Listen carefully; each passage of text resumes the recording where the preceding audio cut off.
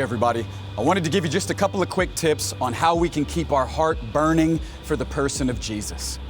Jesus in Matthew chapter 11, verse 28 said these words, "Come unto me, all of you who are overburdened, who are weary, and I will give you rest." First and most importantly, you need an encounter with a real person.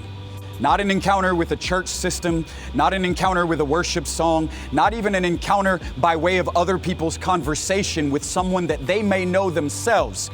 You need to come to Jesus. A real person, a real encounter, the development of a real relationship. Only a connection with a real person is able to continue to fan the flame that is found in your heart for the person of Jesus. You need to come to Him, you need to really know Him, and you need to allow this continual experience of coming to Him to keep the fire in your heart and my heart alive. The second point in how to keep a consistent fire or burning in your heart for the person of Jesus is to understand the role of dependency. In Matthew chapter 5, Jesus opens and He says, "Blessed are the poor in spirit, for theirs is the kingdom." It's important to understand that we never graduate from dependency. Jesus isn't the one who just starts the fire, but it's the work of the Holy Spirit in our hearts to sustain the fire that Jesus has started in your life and mine. Cling to Him in dependency. The